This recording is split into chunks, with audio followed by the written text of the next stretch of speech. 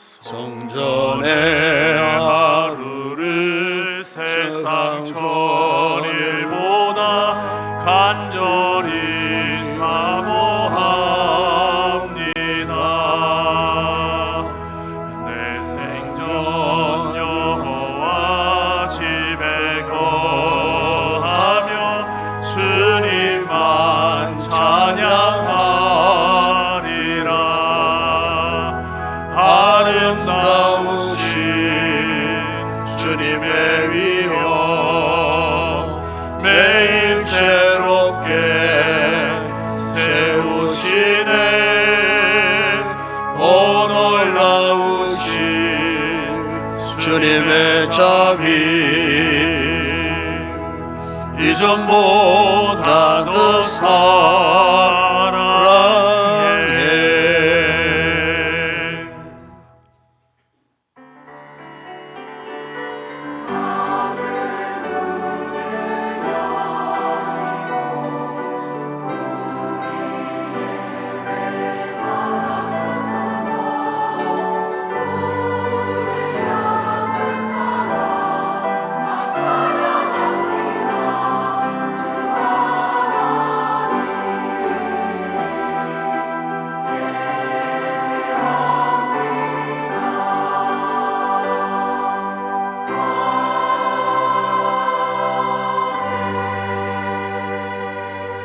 나는 부활이요 생명이니 나를 믿는 자는 죽어도 살겠고 무릇 살아서 나를 믿는 자는 영원히 죽지 아니하리니 이것을 내가 믿느냐. 부활의 주님, 우리가 주님의 부활하심을 믿습니다. 이 시간 부활의 주님을 환영합니다. 사모합니다. 이 시간 예배 가운데 임재하셔서 큰 영광 받아 주시옵소서. 우리에게는 부활의 산 소망으로 새롭게 되는 귀한 은총을 누리게 하여 주시옵소서. 영광을 주님께 올려드립니다. 우리 주 예수 그리스도 이름으로 기원드리옵나이다. 아멘.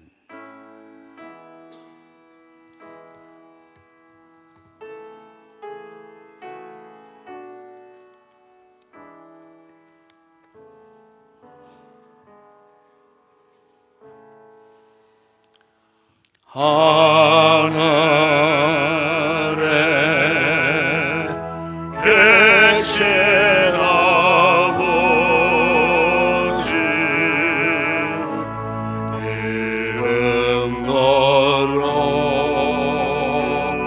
걸어가사 주님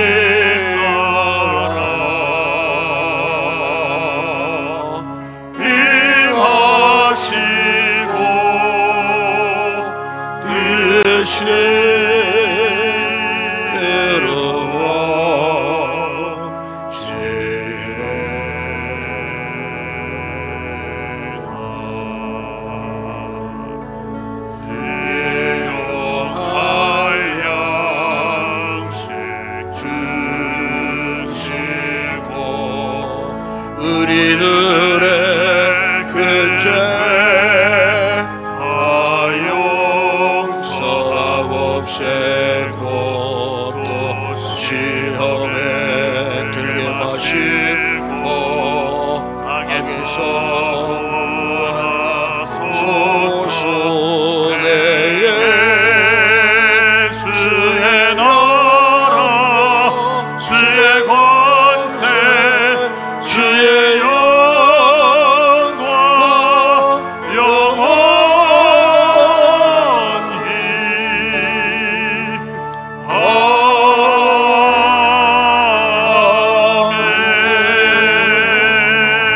아멘.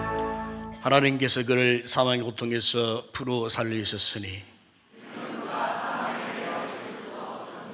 우리 주 예수 그리스도로 말미암아 우리에게 승리를 주시는 하나님께 감사하노니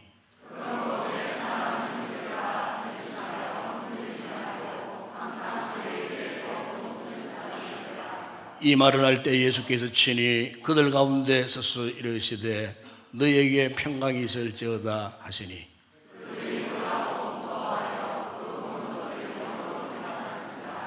예수께서 이르시되 어찌하여 두려워하며 어찌하여 마음에 의심이 일어나느냐.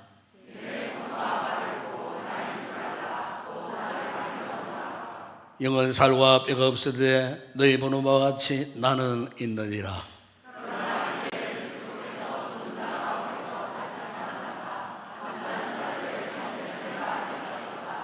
예수께서 이르시되 나는 부활이요 생명이니 나를 믿는 자는 죽어도 살겠고 무릇 살아서 나를 믿는 자는 영원히 죽지 아니하리니 이것을 내가 믿느냐.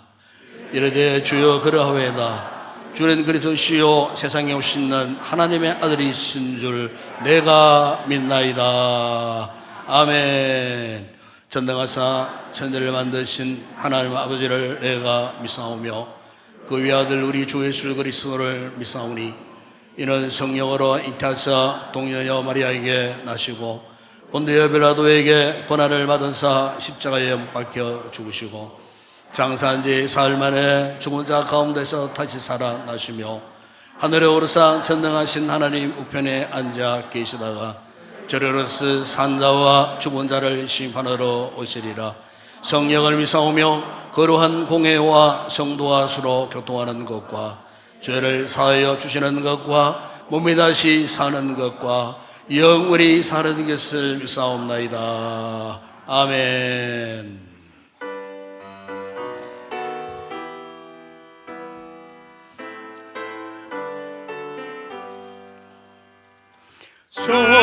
즐겁도다 이날 세세의 할말 사망 원세 깨고 하늘이 열려 죽은 자가 다시 살아나와서 생명의 주 예수 찬송하도다.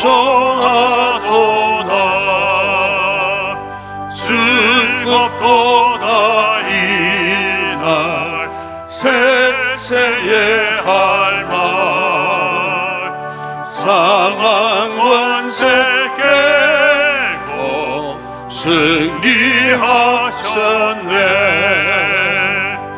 부활하신 주님 나타나시니 천지 만물 모두 새 옷 입었네. 꽃은 만발하고 잎이 우거져 승리하신 주를 찬송하도다. 즐겁도다 이날 세세의 할말 사망 원세 깨고 승리하셨네. 생명의 주 예수 죽을 이기고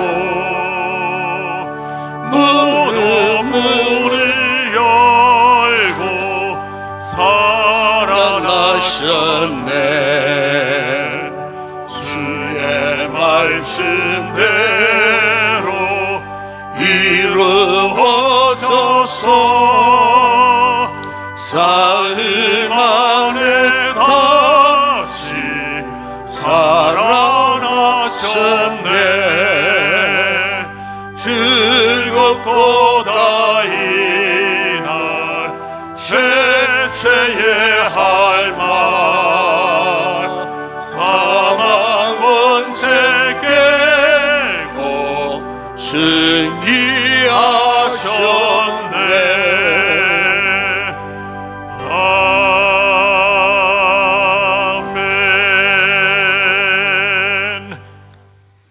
영원한 생명의 주인이 되시며 죽음을 이기시고 다시 살아나신 하나님 아버지, 이 거룩하고 복된 아침 부활의 영광을 찬양하며 저희를 주님의 전으로 불러 모아 주시니 감사와 찬송을 올려드립니다.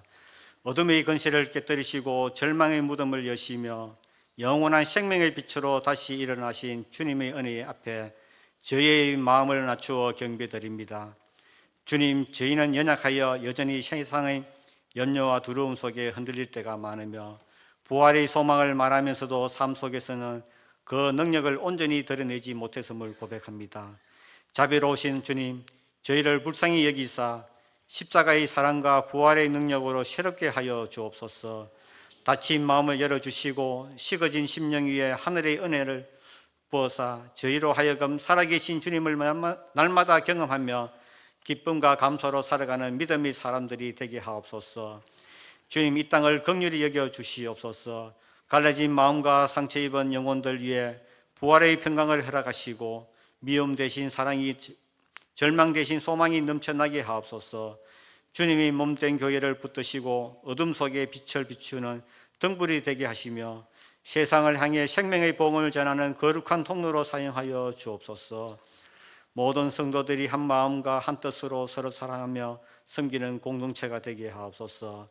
주님, 보이지 않는 곳에서 예배를 위해 헌신하는 모든 봉사자들을 기억하여 주옵소서. 안내로, 찬양으로, 방송으로, 주차로 여러 자리에서 섬기는 성길들 위해 하늘의 이루와 기쁨을 다하여 주시고 그들의 수고가 결코 헛되지 않음을 깨닫게 하옵소서. 섬김 속에 기쁨과 감사가 넘치게 하시며 작은 일에도 충성하는 마음으로 주님을 향한 사랑을 드러내는 귀한 일꾼들이 되게 하옵소서. 이 시간 전해지는 목사님의 말씀 위에 성령의 기름 부으심을 더하시고 듣는 저희의 심령을 옥토로 준비시켜 주셔서 그 말씀이 생명의 능력이 되어 저희 삶 가운데 풍성한 열매로 맺게 하옵소서. 주님, 이 시간 찬양으로 영광 돌리는 할렐루야 찬양대 위에 함께하여 주옵소서. 그들의 입술의 고백과 마음의 찬양이 하늘 보좌에 향기로운 제사로 올려지게 하시고 그들의 찬양을 통해 온 성도들의 심령 가운데 깊이 새겨지게 하옵소서. 오늘 또 살아계셔서 역사하시는 우리 주 예수 그리스도의 이름으로 기도드립니다.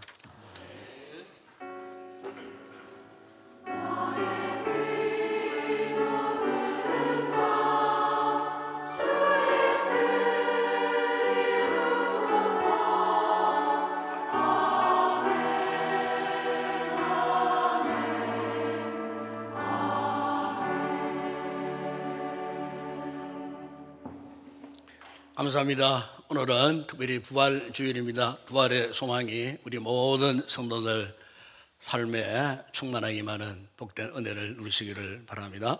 오늘 우리에게 처음 나와주신 사가족 여러분들 진심으로 환영을 드립니다. 예배 후에 저를 만나주시고 또 축복기도 받으시고 또 애찬도 준비되어 있습니다. 귀한 식사 맛있게 하시고 좋은 만남 갖고 돌아가 주시면 고맙겠습니다. 설교 후에 찬송 부르면서 부활 절기 헌금을 하나님 앞에 올려드리고 이 마지막 돌아가실 때에 부활절 기념 계란이 준비되어 있습니다. 한 전씩 꼭 받아가시기를 바랍니다. 오늘 오후 예배는 우리 교회가 오랜만에 구미 씨가 주관하는 구미 기독교 총연합회가 주관하는 부활절 연합 예배에 우리가 참여하게 되겠습니다. 예배 시작은 오후 3시인데 교회에서 2시 20분 출발합니다. 2시 10분 본당에 모여가지고 찬양으로 준비하다가 제가 기도 드린 다음에 바로 교회 차량으로 이동해서 2시 20분에 출발하도록 할 테니까 제가 인원 점검을 직접 하겠습니다. 오후 예배에 누가 참석했나 못했나 뭐 오늘 오후 예배 이렇게 하면 또 뭐 꽃놀이 간다고 뭐 가는 분도 있어요. 아이고 잘 됐다 싶어갖고 그러면 안 됩니다. 여러분 연합 예배 꼭 참여하시고 제가 2시 10분에 본당을 일단 모이세요. 모여가 찬양으로 준비하고 제가 기도한 다음에 점검을 한 다음에 2시 20분에 출발하도록 그렇게 할 테니까 그렇게 식사하시고 좋은 시간 가지다가 2시 10분에 올라와서 그렇게 잘 준비해 주시면 고맙겠습니다. 가시면은 여기 이제 일반 체육관하고 조금 실내 공간이 다릅니다. 그래서 이제 우리 교회 이렇게 표시 팻말을 어떻게 달까 고민을 하다가 우리 교회 성도 앉는 자리 앞에다가 보면대에다가 이런 표지가 있어요. 이 표지 조만하게 우리 전도대 나갈 때 그는 표지인데 이걸 앞에다 걸어놓겠어요. 그러니까 인동교회 우리 교회는 오직 복음 안에서 쭉 나오잖아요. 이걸 있는데 우리 자리입니다. 그 미리 가가지고 선발대가 자리를 딱 준비해 놓을 테니까 그래가지고 막 딴 데 막 여기저기 막 앉지 마시고 우리 교회가 표시해 놓은 앞자리 딱 보면은 여기 이제 있습니다. 그걸 보시고 그 자리에 앉아 주시면 좋겠다 생각되면 그렇게 여러분들 확인하시고 자리에 앉아 주시기를 바랍니다. 예배 후에 우리 장로님들 당에 임시당에 잠시 모이도록 앞자리에서 모이도록 하겠습니다. 원래회가 2부 예배 기간별로 있겠습니다. 이번 주간 특별히 198회 경북노회 정기회가 내일부터 수요일까지 옥계교회당에서 있습니다. 우리 총대 장로님은 장재철 정기돈 윤영훈 장로님이십니다. 그리고 이번 토요일날 4월 12일 오후 1시에 양목교회당에서 경북주교연합회 성경 암송 쓰기 대회가 있습니다. 주여렇게 잘 준비해서 잘 다녀오시고 11시 50분에 교회에서 출발합니다. 그리고 다음 주 오후 예배 시에 1부 예배 드리고 2부 때는 세일대왕 성경 골든벨 작년처럼 그렇게 합니다. 보면은 이사야서에서 예레미야 에가서까지입니다. 각 세일에서 준비 잘 해서 은혜로운 즐거운 그런 성경 골든벨이 되었으면 좋겠습니다. 다음 주 새벽 기도 기도는 김인숙 권사님이십니다. 그걸 미리 광고합니다. 올해도 우리 어르신 대상으로 효도 관광이 4월 21일 화요일에 있습니다. 올해는 경주 일원으로 우리가 다녀오려고 합니다. 대상은 본교회에 등록한 65세 이상 우리 성도들 대상입니다. 그래서 뭐 여기 간다니까 목사님 전당에서 노인정에 뭐 이렇게 여러 가지 친구들 그러면 안 됩니다. 그러면 안 되니까 이번에는 행사는 본교회 성도 대상이에요. 그것도 65세 이상, 65세 이하는 안 됩니다. 아시고 이 대상 되는 분들은 오늘부터 신청해 주세요. 신청해야 우리 준비위원들이 인원이 파악되면은 뭐 식사, 뭐 양이나 또 이렇게 차량 또 인원 점검돼야 모든 게 준비가 되니까 오늘부터 가실 분들은 미리 사무실로 이렇게 신청해 주시면 많은 도움이 되겠습니다. 스마트 여러분 사연 제출 아직 못하신 분들이 있는데 곧 이제 마무리하려고 합니다. 다시 한번 빠진 분들은 꼭 제출해 주시기를 바랍니다. 이번 토요일 날 우리 인동 산악회가 있습니다. 이것은 우리 교회에서 하는 겁니다. 교회 우리 산악 멤버들이 하는 것인데 토요일 날 오전 10시에 출발합니다. 안전 잘 지키시고 이렇게 잘 다녀오시기를 바랍니다. 4월 추천 도서를 소개합니다. 유명한 윌로 크릭 교회를 개척하신 빌 하이벨스 목사님 쓰신 귀한 책인데 조금 오래된 그런 책입니다만은 이 책에는 현재 우리 성도들이 어떻게 하면은 참 성숙한 인격의 그리스도인이 될 것인가에 대해 8가지 소주제를 가지고 아주 은혜로운 그 이야기를 하고 있어요. 읽어보시면은 우리 인격이나 또 신앙생활의 용기, 또 필요한 어떤 절제력, 또 비전, 인내 등등 이런 주제를 가지고 이렇게 말씀으로 정의를 지키는 아주 귀한 책인데 꼭 읽어보시고 여러분의 신앙생활에 많은 도움이 되시기를 바랍니다. 이 시간 주님 앞에 귀한 예물을 올려드립니다.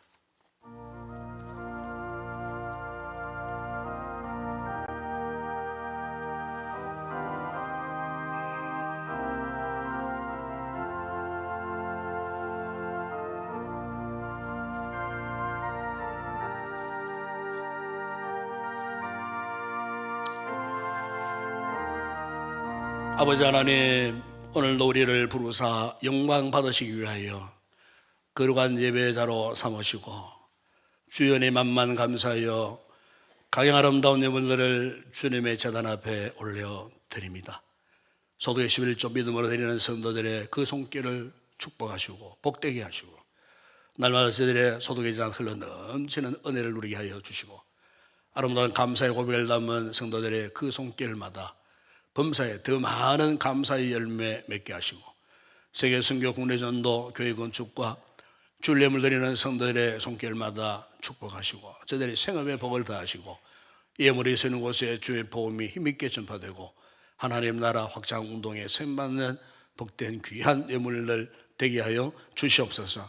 오늘 아름다운 찬양의 제사를 준비해 올려드릴 우리의 모든 찬양대원들에게 성령의 기름 부으심으로 충만하게 하시고 오늘도 시간을 드리고 몸을 들여 헌신하는 모든 봉사자들에게 은혜를 더하시고 기쁘고 즐거운 마음으로 잘 감당케 하시며 우리 주일학교를 축복하시고 수고한 교사들에게 은혜를 더하시고 우리 자녀들 말씀으로 잘 훈련된 믿음의 큰 사람들로 자라갈 수 있도록 우리 자녀들을 축복하여 주시옵소서. 오늘도 마음은 여기 있지만 몸이 아파 나오지 못한 딱한 처지에 있는 우리 성도들 위로해 주시고 저들의 상처를 깨끗하게 치료해 주셔서 다음 주일은 꼭 예배 자리에 다 나올 수 있는 우리 성도들 되게 하여 주시옵소서. 오늘의 모든 예물 헌물을 주의 손을 내어드립니다. 축복하실 때에 오병의 놀라운 역사가 일어나게 하시고 열방질이 나는 풍성한 은혜와 복을 받아 누리게 하여 주시옵소서. 예수님의 이름으로 기도드리옵나이다. 아멘.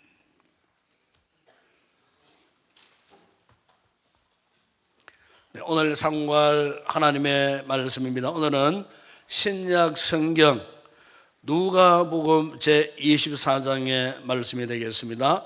신약 성경 139페이지에 있습니다. 누가복음 제24장 1절에서 12절까지 우리 한 절씩 교독을 하겠습니다. 제가 먼저 1절 말씀을 봉독합니다. 계명을 따라 안식일에 쉬더라. 안식 후 첫날 새벽에 이 여자들이 그 준비한 향품을 가지고 무덤에 가서 들어가니 주 예수의 시체가 보이지 아니하더라.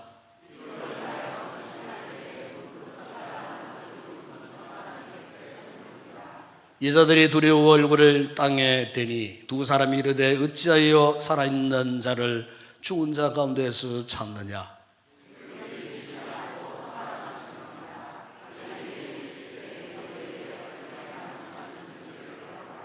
이르시기를 인자가 죄인의 손에 넘겨져 십자가에 못 박히고 제3일에 다시 살아나야 하리라 하셨느니라 한데 무덤에서 돌아가 이 모든 것을 일난 사도와 다른 모든 여인에게 알리니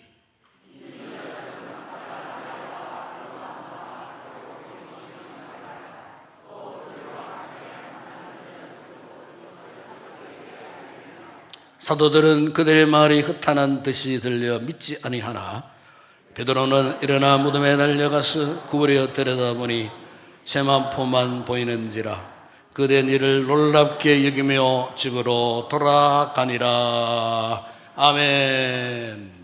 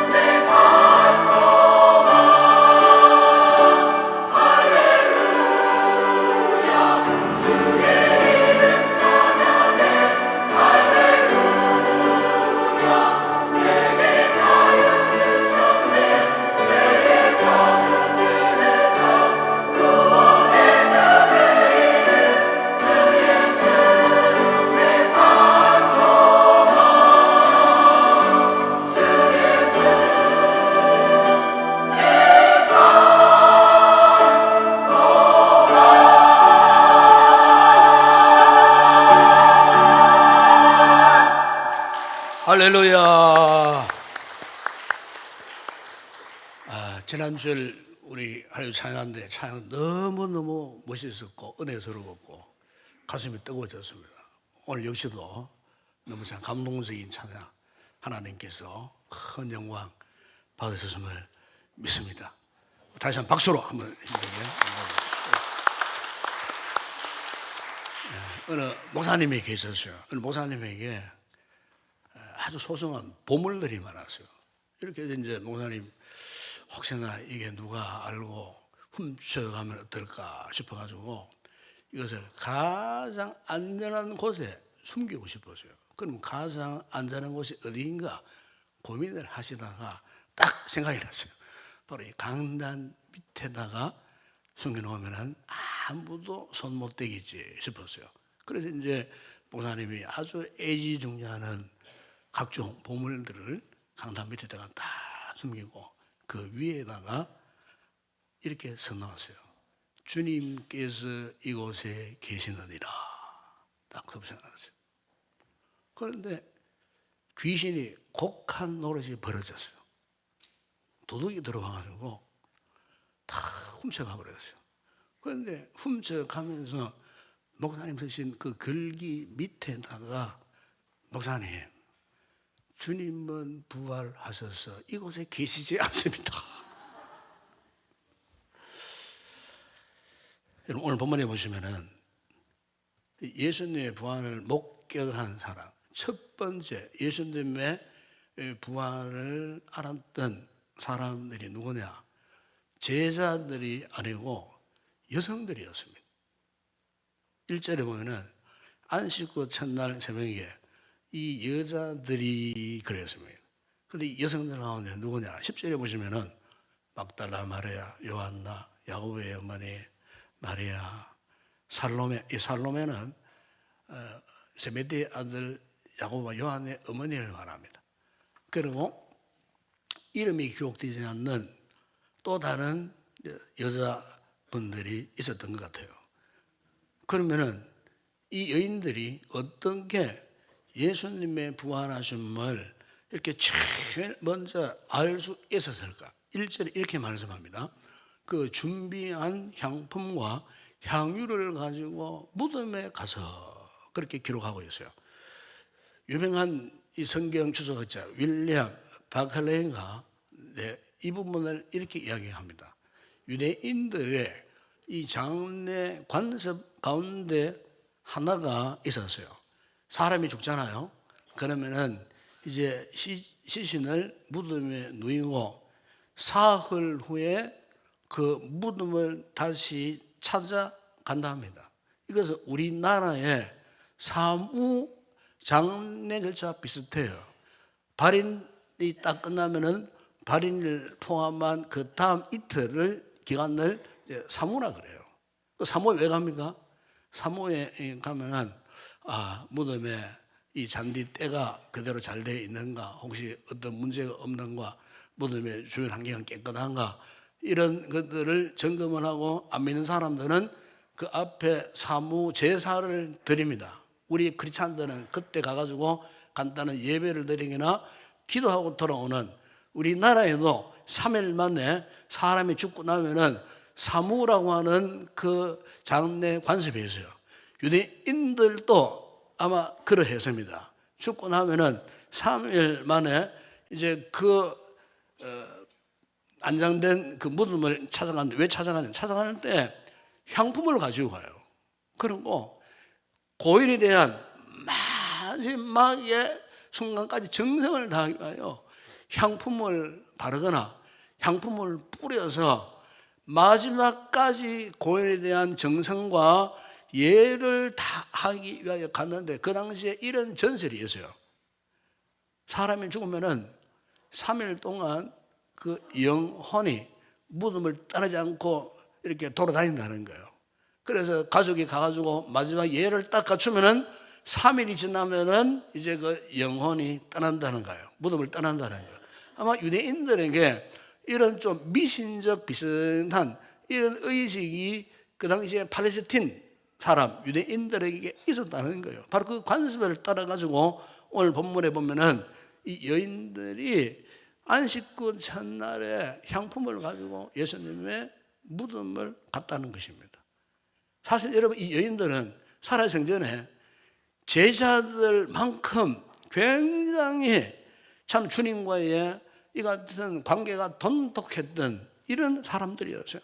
그렇기 때문에 예수님이 십자가에 고난당하시고 죽으시고 그리고 이렇게 무덤에 안장되셨다는 그 자체가 마음이 도대체 편하지 않았어요. 너무나 안타깝고 너무나 그분을 보고 싶고 만나고 싶고 마지막으로 그분의 유해라도 한번 쓰다듬어 보고 향품이라도 한번 이렇게 뿌려보고 발라보고 싶은 그런 간절함으로 이 여인 이 그룹, 주님의 아마 13번째 제자의 그룹들이 무덤으로 이동을 했는데, 그것도 새벽에 이동을 했는데, 그런데 그곳에서 충격적인 광경을 목격한 거예요.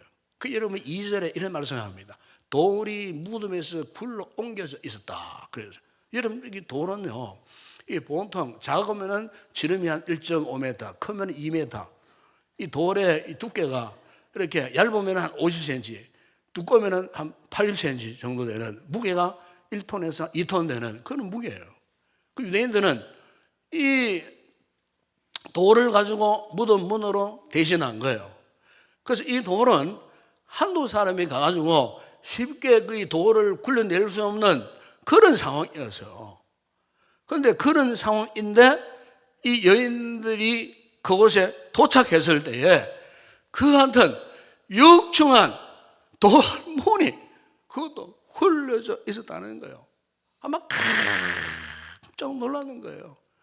더더욱 놀랐던 것은 그들이 무덤 속에 들어가 보니 예수님의 시신이 보이지 않는 거예요. 이 같은 상황 속에서 오늘 보면 4절에 이렇게 표현합니다. 이를 인하여 근심할 때에, 그랬어요. 한마디로 큰 충격과 당황 속에 놓여 있었다는 겁니다. 그런데 바로 그때 4절에 보시면은 찬란한 옷을 입은 두 사람, 천사들입니다. 예수님이 안치된 시신이 안치된 그 곁에 이 두 천사가 빛을 발하면서 서 있다는 겁니다. 이 여인들이 이 같은 상황 속에 더더욱 놀랐고 심지어 두려운 나머지 오늘 본문에 보면은 얼굴을 땅에 대고 엎드렸다, 그렇게 말씀하는데, 이때 천사가 본문 5절 하반절에 보면은 이렇게 말씀합니다. 어찌하여 살아있는 자를 죽은 자 가운데서 찾느냐. 좀 전에도 말씀드렸지만은 이들은 정말 여성 제자 그룹으로서 13번째 버금가는 신실한 주님의 제자들이었어요. 그런 예수님을 사랑해도 무척 사랑했던 이런 여인들이었어요. 어쩌면 12제자들보다 예수님을 더 존경했고 더 사랑했고 더 헌신적인 이런 여인들이었어요. 그러나 그들이었지만은 지금의 이 시점에서 볼 때 아직 그들은 예수님의 이 부활을 알 수도 없었고 믿지를 못했어요. 예수님이 죽었다가 다시 살아나시리라고는 상상도 하지 못했던, 예수님의 제자들도 그런 상태였어요. 아직까지는 예수님이 진정 하나님의 아들 되심과 메시아 되심에 대한 채 확신을 가지지 못한 이 같은 영적인 수준, 믿음의 상태에 있었지, 다만 인간적으로 예수님을 사랑하고 존경할 뿐이었어요. 예수님이 십자가에 죽으시고 다시 살아날 것이라는 것은 그들은 사실 상상도 못한 상태에서 오히려 예수님이 죽었다는 이 사실 앞에 그냥 그들은 큰 슬픔, 큰 근심 속에서 절망했던 그런 상황이었어요. 이 같은 상황 속에서 이 여인들은 예수님의 시신이 무덤에서 사라졌다는 겁니다. 지금 그들의 생각, 그들의 의식은 무덤을 찾아가면은 예수님이 죽은 상태에 그곳에 머물러 계시지 않겠나 하는 이런 의식을 가지고 갔는데 예수님의 시신이 사라져버린 거예요. 예수님 대해서 무덤에 계시지 않으셨어요. 그럼 여러분 예수님 무대에 안 계셨으면 그분이 어떻게 되셨다는 말씀입니까? 그것을 올리면 5절에 이렇게 말씀합니다. 어찌하여 살아있는 자를 죽은 자 가운데에서 찾느냐. 한마디로 부활하셨다는 겁니다. 이것을 구체적으로 5절이나 7절에 보세요. 아주 짧은 구절에서 살아났다는 말씀을 반복적으로 계속하는데 5절에 보세요. 여자들이 둘이 얼굴을 땅에 대니 두 사람이 이르되 어찌하여 살아있는 자를 죽은 자 가운데 찾느냐. 6절에 보세요. 여기에 계시지 않고 살아나셨느니라. 7절에 보세요. 이르시기를 인자가 죄인의 손에 넘기져 십자가에 못 박히고 제3일에 다시 살아나야 하리라 하셨느니라. 여러분, 여기서 우리가 분명히 알아야 할 것이 하나 있어요. 그것은 우리 기독교의 신앙은 죽은 신을 믿는 종교가 아니라는 거예요.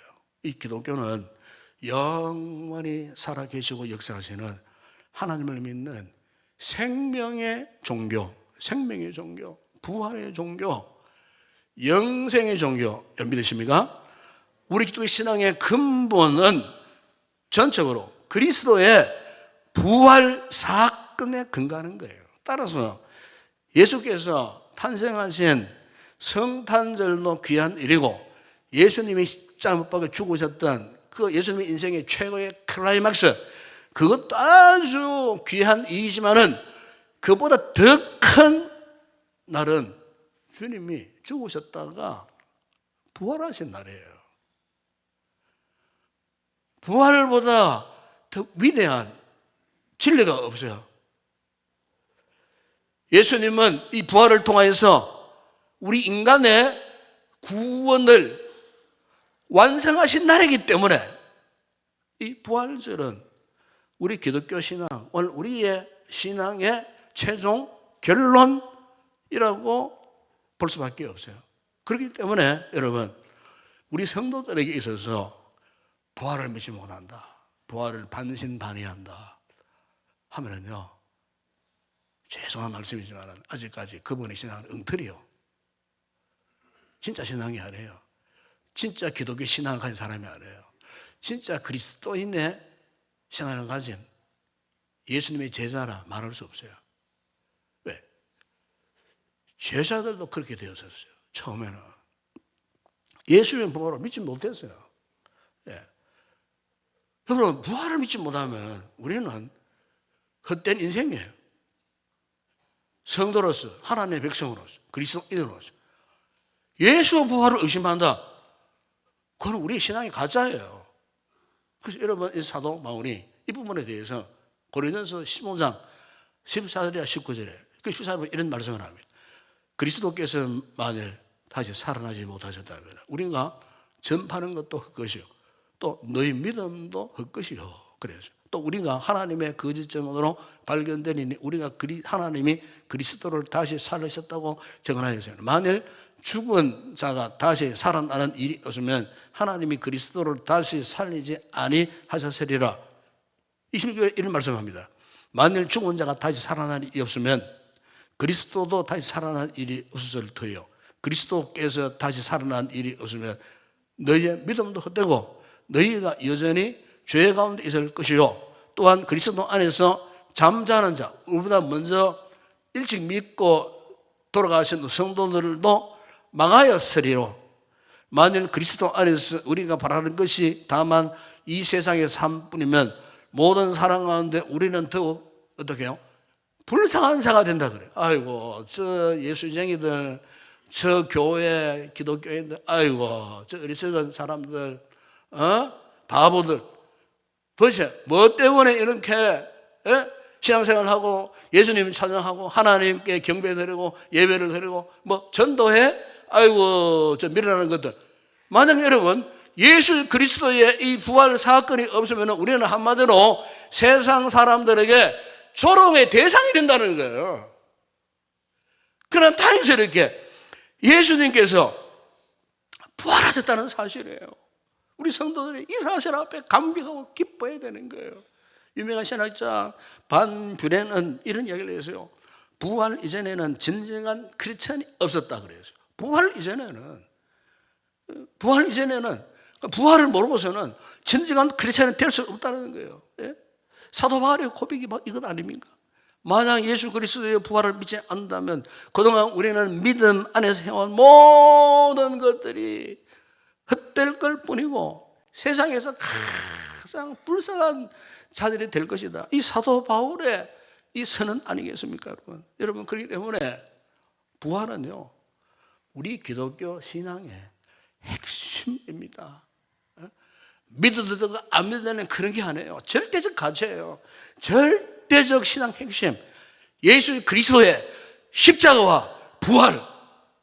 이것은 우리 기독교가 세워지는 두 기둥이에요. 우리가 예수 믿는다는 것은 무엇입니까? 예수 그리스도의 십자가의 죽음을 믿는다는 것이고, 그리고 예수를 믿는다는 것은 예수 그리스도의 부활을 믿는다는 거예요. 우리가 예배 때마다 여러분 사도신경 신앙고백 하지 않습니까? 본도와 벨로도에게 고난을 받아서 십자가에 못 박혀 죽으시고 장사한 지 사흘 만에 죽은 자 가운데서 다시 살아나서 예배 시간마다 우리가 이 신앙 고백을 하지 않습니까? 그렇기 때문에 성도는요, 어떤 상황 가운데서도 예수님의 부활을 확신하고 믿어야 할 줄을 믿습니다. 예배를 통해서 여러분 부활의 주님을 만나야 돼요. 지금도 보라요 살아계시는 그 부활의 주님을 이 예배를 통하여서, 기도를 통하여서 말씀을 묵상하다가 부활의 주님을 인격적으로 날마다 만나야 되는 거예요.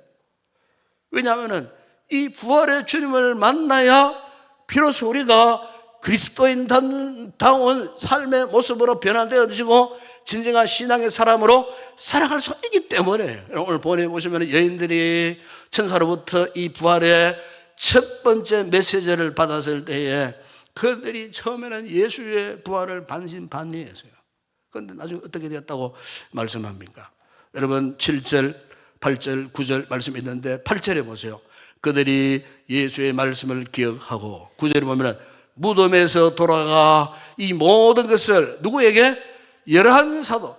이 11사도들은 다 숨어 있어요. 지금 예수님 십자가 죽고 나니까 혹은 자기들도 고발받아가지고 끌려가가지고 십자가에 죽지 않을까 싶어하고 지금 다락방에 꼭꼭 숨어가 있어요. 나오지도 못해. 그냥 자신들도 십자가에 죽을까 싶어하고 두려움 떨고 있는 그 11사도에게 이 여자분들이 대단합니다, 여러분. 오늘날에도 한국 교회 안에 부흥의 중추적 역할을 하는 분들이 누구냐면 여자분들이에요, 여자분. 여기 앉아 계시는 우리 여성도들.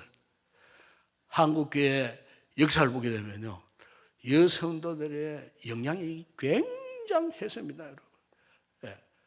오늘 본문에도 봐도 여러 사도들은 바보들이에요. 지금 딱 보니까 그렇지 않습니까? 제자들이 가가지고 첫 번째 부활의 메시지를 받고 그들이 어떻게 했어요? 이 바보 같은 이러한 사도들에게 달려와가지고 그들에게 알렸다는 겁니다. 알렸다는 겁니다, 여러분. 11절에 보세요. 사도들은 그들의 말이 헛하는 듯이 들려 믿지 아니하나. 답답하게 짝이 없습니다. 알려줘도 예수님이 부활하셨다는 사실을 선포하고 알려줘도 답답한 사도들은 헛하는 듯이 들려 믿지 아니하더라 그랬어요. 반신반의했던 그 제자들. 그런데 하도 답답하셔갖고요, 드디어 예수님이 직접 그 제자들을 부활하신 주님께서 그 제자들을 찾아가 주셨는데 그것이 여러분 누가복음 24장 38절에 43절에 보세요. 찾아갔습니다. 제자들을 예수님께서, 누가? 부활하신 주님께서 어찌하여 두려워하며 어찌하여 마음이 의심하느냐? 내 손과 발을 보고 나인 줄 알라. 또 나를 한번 만져봐라.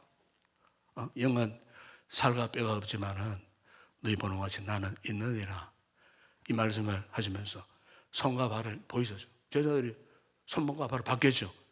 손을 보니까 예수 손바닥에 십자가에 매달렸을 때에 그 굵은 못에 찔림받은 큰 상처, 발 마찬가지요. 그런데 41절에 이런 말씀을 합니다. 그들이 확인하고 너무 기쁨으로 기뻤어요. 사실은 기뻤는데 이 부활의 신앙이 있어서 기뻤던 것이 아니에요. 단순히 인간적으로 자기 눈에 그냥 분명히 죽었던 예수가 살아 계시니까 너무 기뻤어요. 그런데 아직도 믿지 못하고 놀라긴 놀랐어요. 기쁘긴 기뻤어요. 근데 아직도 믿지 못했어요.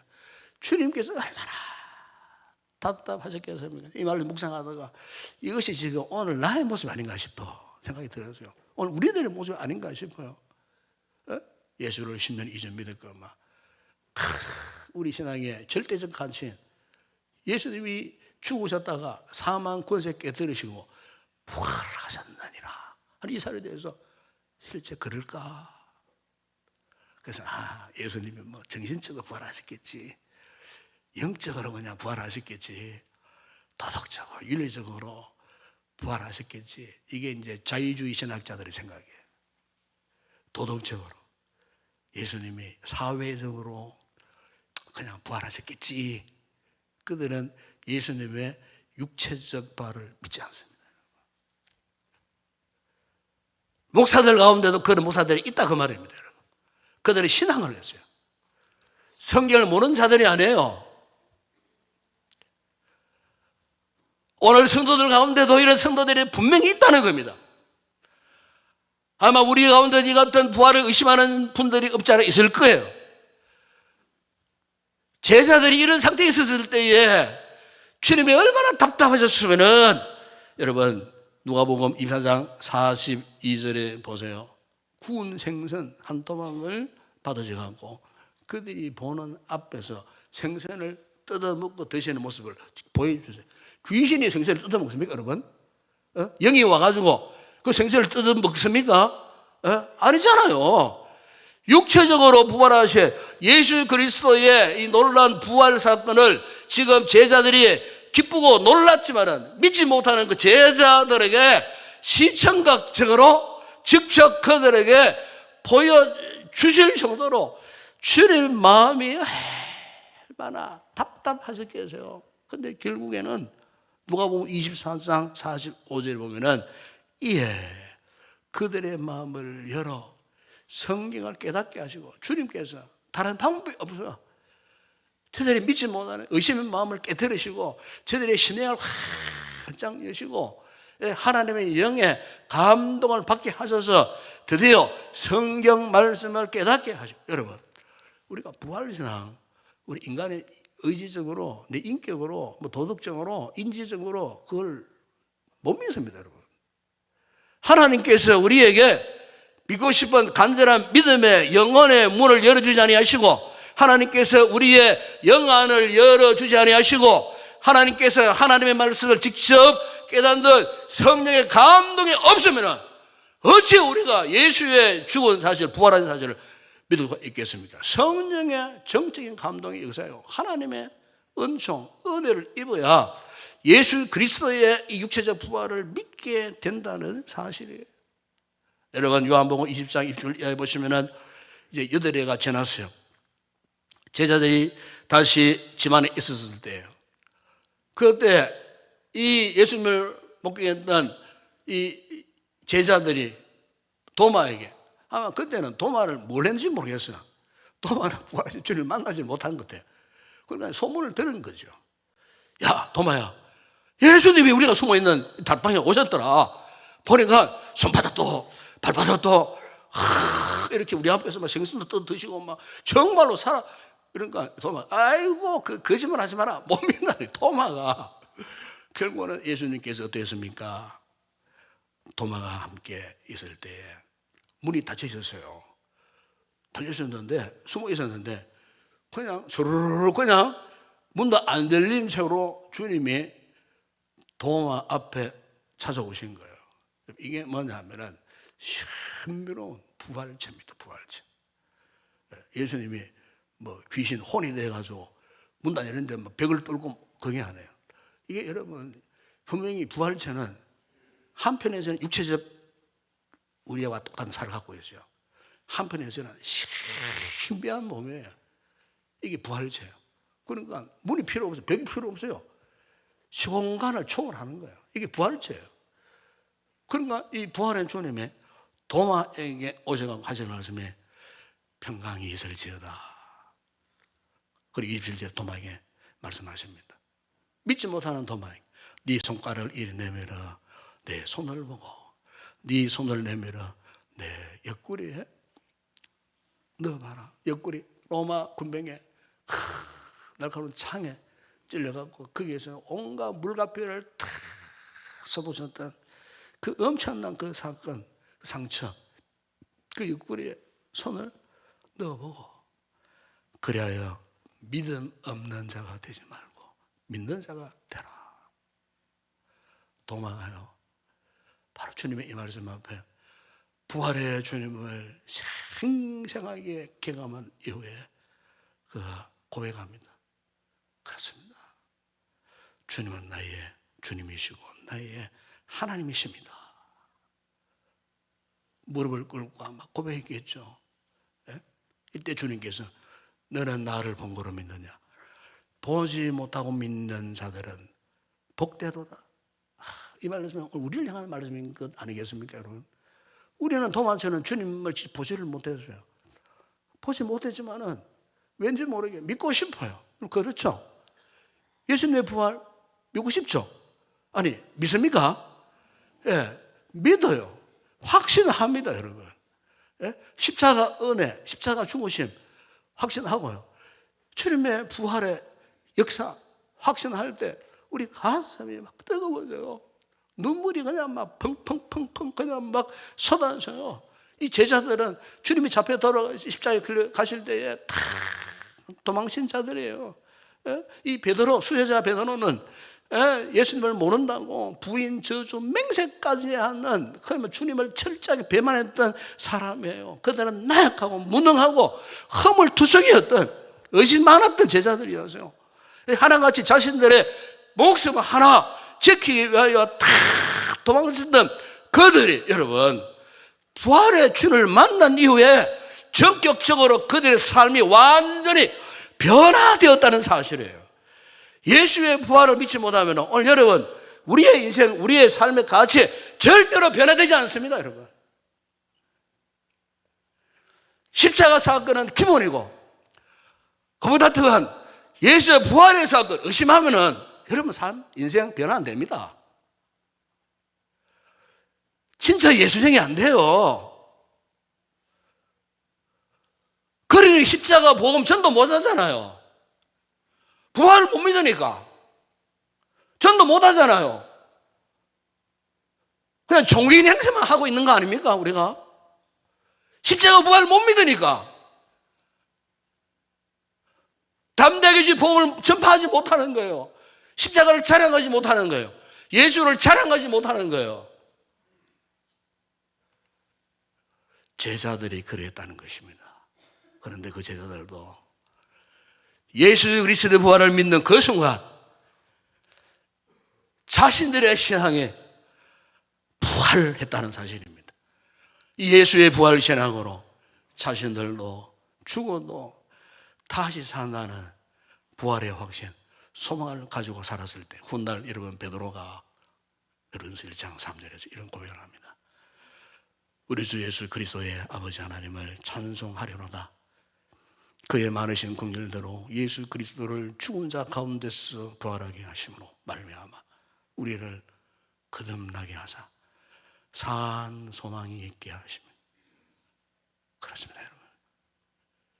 예수 다시 사셨네라는 이 부활 신앙이 회복되면 우리의 인생 전격적으로 바뀌어지는 겁니다. 변화되어지는 겁니다. 어떤 기막힌 상황 가운데서 굳굳하게 예수님 때문에 이길 수 있고 승리할 수 있는 삶을 살아갈 수가 있게 되는 것입니다. 오늘 보면 4절에서 연들처럼 슬퍼하고 근심했던 또 제자들처럼 두려움 속에 거임 속에 숨었던 절망했던 이 제자들이 예수 그리스도의 부활을 확신했을 때에 그 누가 뭐래도 그 예수 때문에 죽고 싶었어요. 그래서 여러분 예수님의 그 제자들 가룟자의 세례 마떼아까지 포함하면 12제자 아닙니까? 이 제자들 하나같이 예수의 십자가 부활 이 증거하다가요 하나같이 순교당해서요. 어떤 사람은 막 인피가 껍질을 당하고, 어떤 사람은 톱으로 죽기도 하고, 돌에 맞아 죽기도 하고, 어떤 사람 어떤 제자는 불에 당하고 막 그 죽기도 하고 뭐 등등으로. 뭐 사도 요한은 살아있는 순교자라 하지만은 그도 순교자와 똑같은 반면에 있었던 사람이에요. 예. 뭐 때문에 부활 신앙이 회복되어졌을 때, 여러분 요한복음 20장 20절에 보면은 이 말씀을 하시고 손과 입구를 보이시는 제자들이 주를 보고 기뻐하더라 그랬어요. 비로소 주님이 살아나셨구나, 부활의 주님 앞에 기뻐했다. 이 사도 요한이 그렇게 지금 증언하고 있는 거예요. 유명한 책 가운데에 모리와 함께 한 화요일이라는 유명한 책이 있어요. 이 책 이 내용은 이런 내용이에요. 이 신체적 운동세포가요, 점 파괴되고 마비되어가는 소위 이제 루게릭 병을 앓고 있는 그 노 교수 모리 스워츠라는 이 교수의 이야기가 이게 담겨져 있어요. 그런데 평소에 이 노 교수를 존경하고 있던 제자 미치 엘봄이라는 제자가 이 노 교수 스승을 화요일마다 찾아와가지고 인생에 대해서 논하는 그런 이야기를 하는 책이 바로 이 유명한 책이에요. 그런데 하루는 이 노 교수 모리 스위치가 사랑하는 제자 미치 엘볼에게 이런 이야기를 합니다. 사람들은 모두 다 죽게 된다는 것을 알고 있지만 자기가 죽는다는 것을 믿는 사람은 하나도 없다네. 만일 자기가 죽는다는 것을 진실로 믿는다면 사람들은 금방 딴 사람이 될 것이야. 저 깊은 의미 있는 말 아니겠습니까? 우리가 건강히 맨날 건강하겠습니까, 여러분? 죽을 때까지 병 안 들고 평생 건강하겠습니까? 여러분, 사람이 얼마나 오래 살 것 같습니까? 막상 우리가 어떤 큰 중병이 딱 걸려보세요. 그리고 수술대 한번 올라가 보세요. 생각이 달라집니다, 여러분. 생과 사에 대한 개념이 달라져 버려요. 산단한 수술대 한번 올라가 보세요. 스트라이트 받고 한번 올라가 보세요. 생과 사가 완전히 개념이 달라져 버리는 거예요. 내가 건강하고 살았던 건 자체가 얼마나 감사한 일인지 몰라요. 사람이 죽음 앞에서 보세요. 자신의 정체성이 드러나요. 인간의 본의가 나타난다 그 말이지. 한 번도 죽음 앞에 고민해 본 적이 없어. 나는 뭐 건강했으니까. 그런데 막상 죽음의 기로에 한번 서 있어 보세요. 그러면 생각이 달라지는 거예요. 우리가 신앙생활 할 때도 마찬가지예요. 신앙생활 할 때 죽음이라는 이야기가 남의 이야기처럼 듣는 분들은 신앙생활이 간절해지지를 못해요.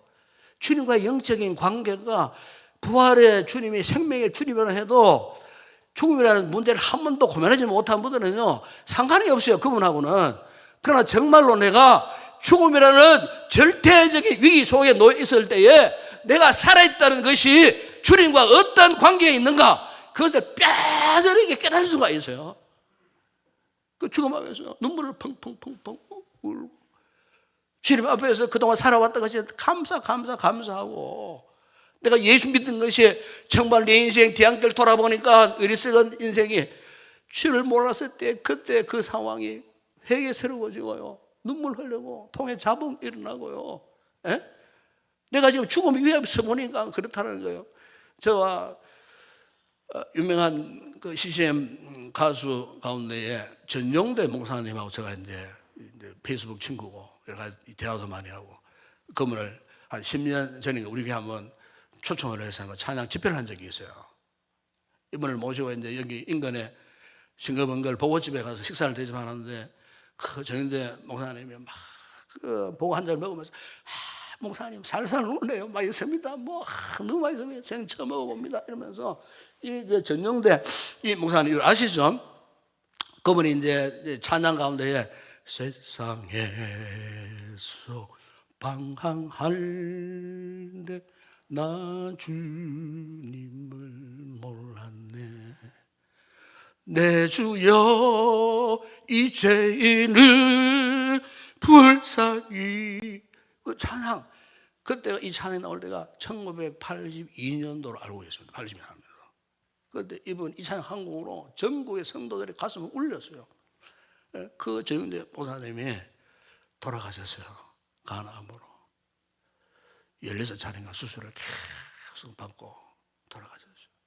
머리도 다 빠지고 마지막 살아 계실 때 직전에 제가 페이스북 친구니까 저 위로하고 격려하고 기도하면서 예살대에 그분이 이런 고백을 남기더라고요.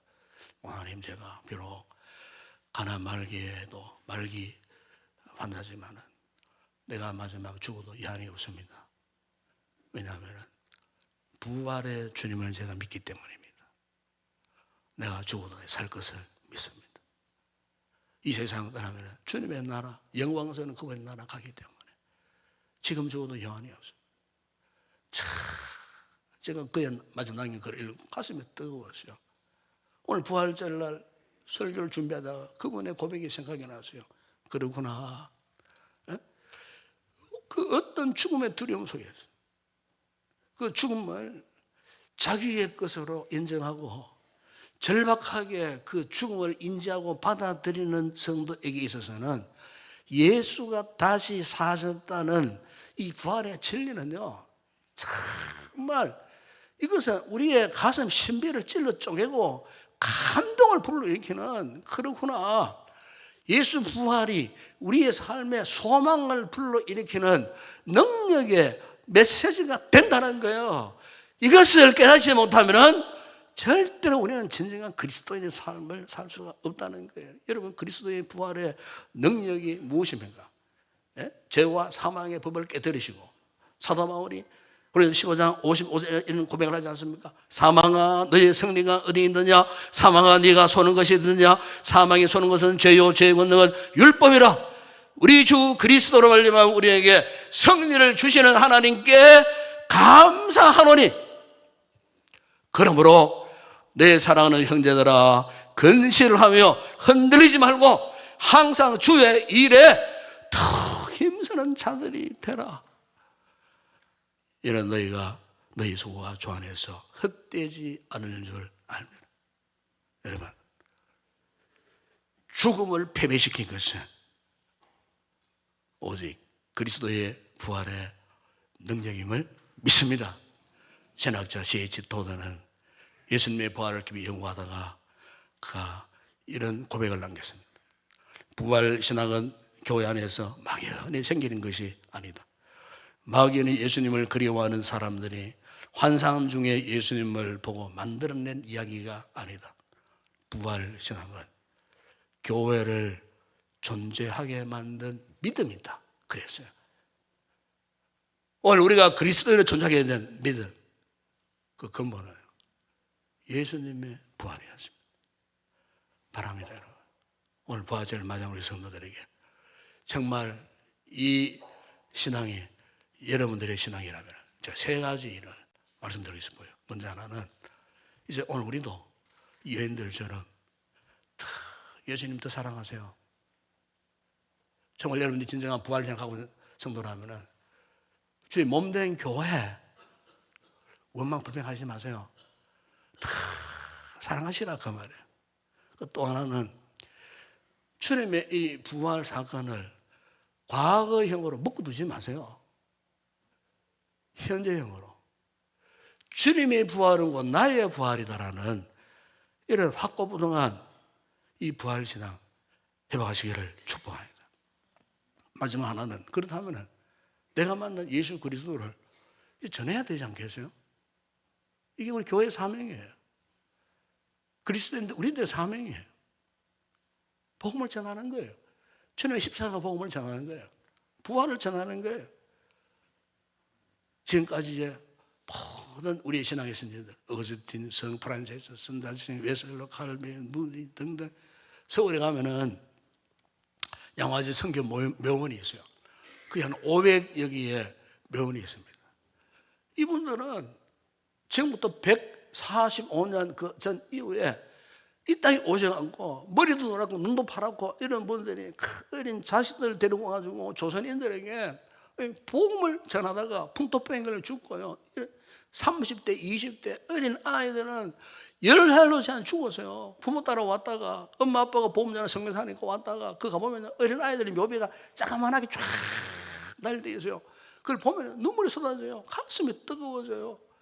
그들이 왜 이곳에 145년 전에 이 무식하고 어두움의 땅, 캄캄했던 이 땅, 조선 땅에 와가지고 그들이 왜 생명 걸고 그들이 온 가족이 여기서 죽을 수밖에 없었는가? 그건 딴 거 아니에요.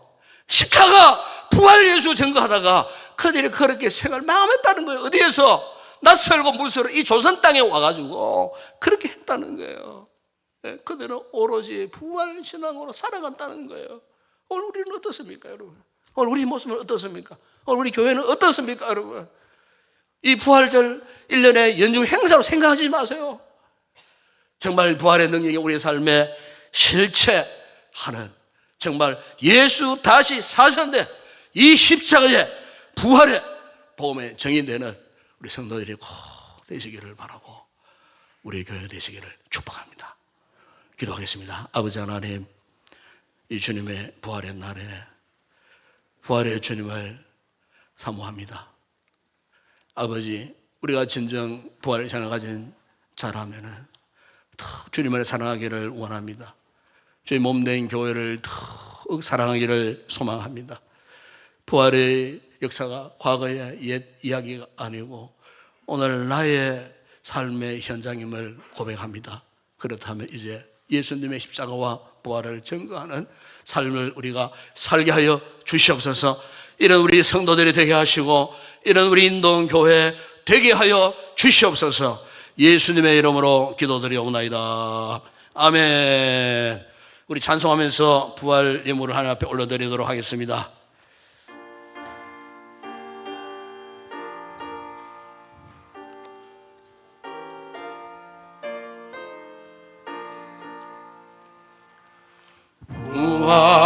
부활하신 그 세주 나 항상 섬기네.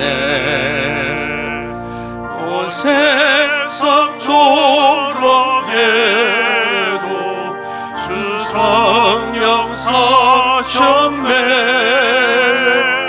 그 은혜로운 손길 부드러운 음성 주 예수 나와 함께 늘 계시네. 예수 늘 살아계셔서 주 동행하여 주시며 늘 말씀하시네. 예수 내 구세주 예수 내 마음에 살아계시네. 늘 살아계시네.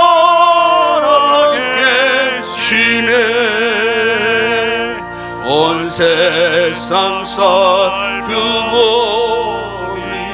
주 사랑 알겠네. 내 마음이 아플 때도 주 사랑 알겠네. 이 세상 분파이기 힘주시는 주님 주 다시 영광 중에 곧 오시리. 예수 늘 살아계셔서 주 동행하여 주시며 늘 말씀하시네. 예수 내 구세주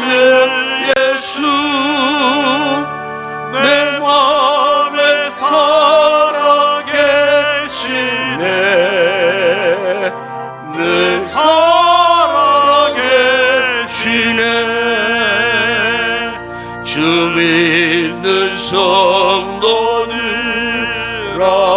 다 기쁜 노래로 주 예수 우리와 함께 다 찬양 드리세. 이 세상 소망이요 참 친구 되시는 주 예수 영원토록 찬양하세. 예수 늘 사랑케 해주소. 주 동행하여 주시며 늘 말씀하시네. 예수 내 구세주 예수 내 맘에 살아계시네.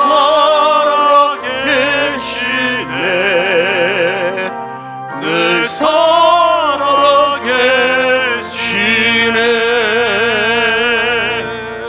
할렐루야. 인사합시다.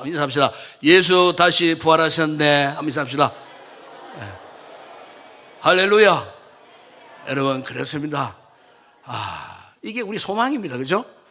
세상에 아무리 전쟁의 소문이 난무하고 아무리 힘들고 고롭고 괴로워도요, 예수 부활 신앙 가지면요 소망이 생기는 거예요. 이게 이제 부활의 산 소망이라 말씀하는 겁니다. 부활의 생명력이 우리 성도 삶에 충만한 복된 믿음 삶을 살기를 축복합니다. 우리 마지막 파송 찬양 주께 올려드립니다.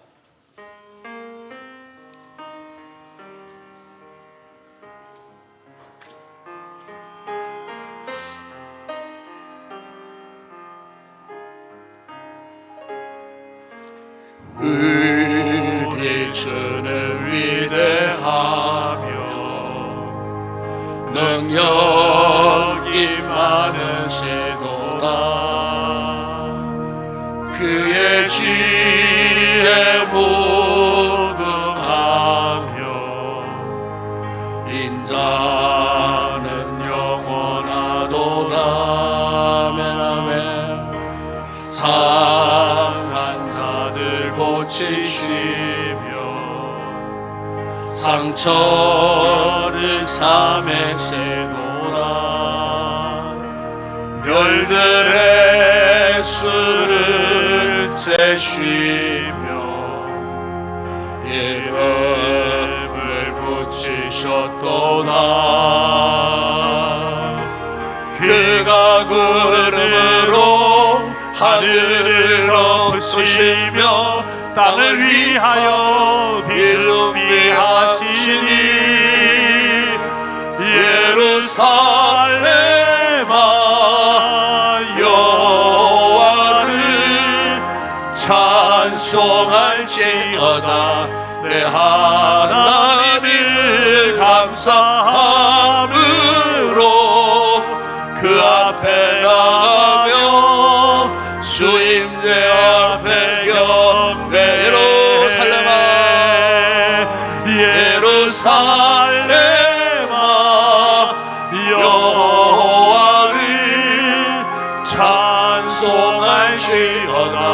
내 하나님을 감사함으로 그 앞에 나가며 주임제 앞에 경배해.